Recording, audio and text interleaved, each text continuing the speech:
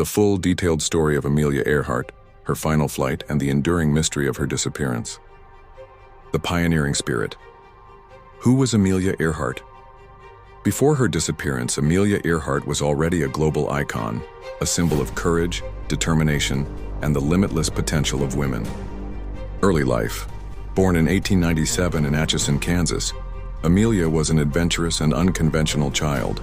She kept a scrapbook of newspaper clippings about women who succeeded in male-dominated fields. First flight. Her first airplane ride in 1920 was transformative.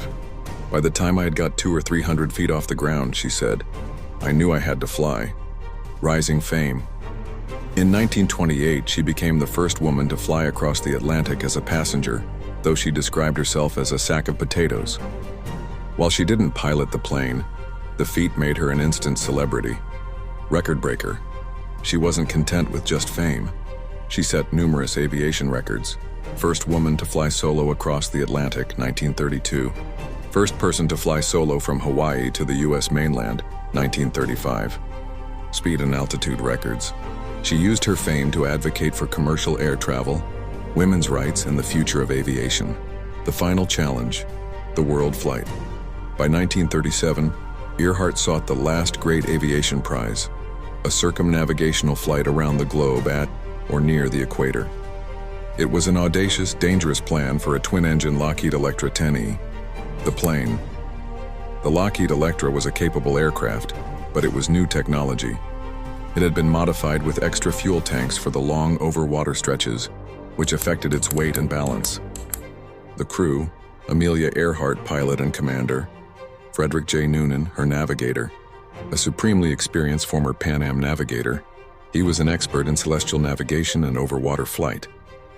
However, rumors of his drinking problems have persisted, though never conclusively proven to have affected the flight.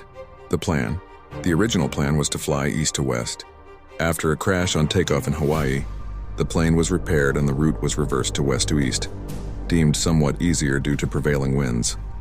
The flight, triumph and growing peril. The journey began on June 1, 1937 from Miami, Florida. For over a month, Earhart and Noonan flew over 22,000 miles, making stops in South America, Africa, India, and Southeast Asia. Their progress was front-page news worldwide. By July 2nd, they had reached Lae, New Guinea. They had completed roughly 80% of the journey. The next leg was the most daunting. 2,556 miles, 4,113 kilometers, over the open Pacific Ocean to Howland Island. Howland Island. This was the problem. Howland was a tiny sliver of land